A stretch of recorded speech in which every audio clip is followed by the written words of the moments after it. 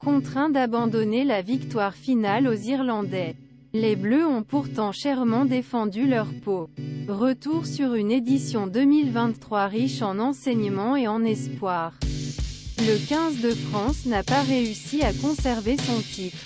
Désormais propriété irlandaise. Ainsi formulé, ce constat tendrait à qualifier cette édition 2023 d'échec. Ce n'est pourtant rien.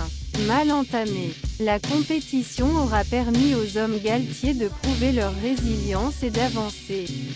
Gonfler confiance vers leur grand défi mondial en septembre prochain. Les Bleus ont perdu leur titre mais ils ont gagné des certitudes. Filtré au tamis de 5 allumettes. Celle-ci révèle quelques déchets mais surtout de nombreuses pépites. Les satisfactions du pétard mouillé au spectacle pyrotechnique dans l'urgence. Sous la pression, on s'effondre ou on renaît. Les partenaires de Dupont ont choisi la deuxième option. Après la gifle irlandaise qui leur a brûlé les joues lors du deuxième match. Ils se sont remobilisés pour finir un tournoi en fanfare qui aurait pu les paralyser.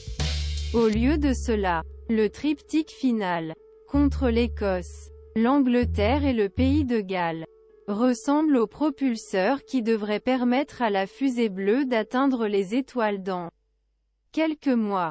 Déjà plus conquérante à l'Écosse, France a touché la perfection face à l'ennemi héréditaire anglais avant de conclure en beauté. Sans toutefois atteindre plénitude rugbystique de Twickenham. Aux Gallois, 94 points marqués lors de ces deux derniers matchs. 21 essais marqués tout au long du tournoi. Les feux sont passés au vert.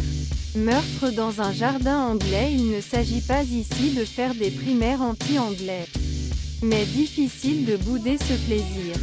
Presque enfantin, d'avoir assisté à la plus belle raclée infligée par le 15 de France à ses meilleurs ennemis. Les fondations du temple du rugby tremblent encore. Les 82 000 spectateurs de Twickenham ont assisté à un spectacle horrifiant ou jubilatoire. Selon le côté de la Manche où l'on est né. Pendant 80 minutes environ, les Bleus ont écrasé l'Anglais, largement dominant comme Flush, face à une Albion devenue soudain plus putride que perfide. Orgueil et préjugés, ne jamais sous-estimer le cœur d'un champion.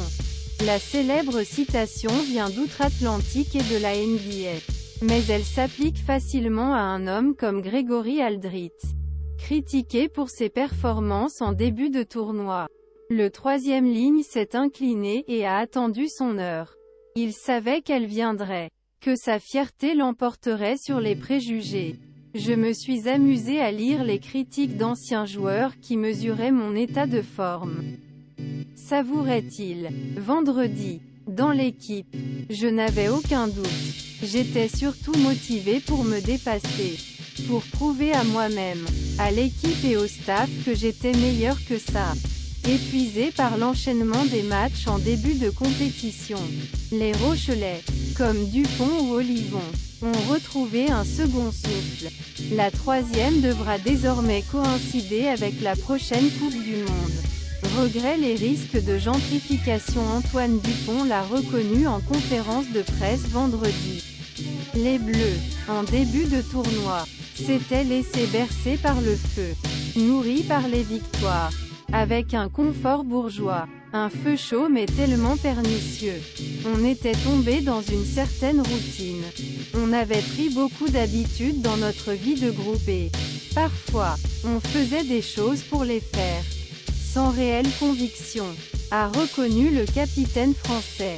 La première victoire, étriquée, en Italie avait révélé des failles dans l'investissement de certains. La déroute contre l'Irlande, une semaine plus tard, l'a confirmé. Heureusement pour eux, les Bleus ont pu troquer à temps les charmes discrets de la bourgeoisie contre un travail acharné et une fraîcheur bien plus adéquate. On a essayé trouver la joie vivre et l'émulation dans les semaines qui ont suivi. Confirme Dupont. C'était l'heure.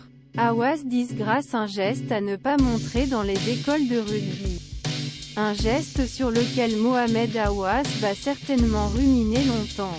et qui risque de le priver de la Coupe du Monde. Ce geste, c'est ce casque tiré de nulle part du pilier français en pleine tente de l'Écossais Ben White. On dit pourtant qu'un homme averti en vaut deux. Mais Hawass, déjà exclu pour un coup de poing irrationnel contre ces mêmes Écossais il y a 3 ans, replongeait. La clémence du juge Galtier risque d'être grandement altérée. Gelon, aile cassée certes. François Cros aura parfaitement remplacé Anthony Gelon, victime d'une rupture du ligament croisé du genou contre l'Écosse. Très solide face aux Anglais, Cros a même été monstrueux face aux Gallois, qu'il a plaqué 18 fois. Certes, la troisième ligne ailière des Bleus a vite repoussé après ce coup dur, mais on ne peut s'empêcher d'avoir une pensée pour le malheureux Gelon, dont l'indisponibilité devrait durer environ 6 mois. Pas besoin d'avoir un doctorat en biologie pour comprendre que, pour le joueur du Stade Toulousain, le rêve de participer à la Coupe du Monde ressemble désormais à une douce chimère, ou un incroyable exploit contre la montre.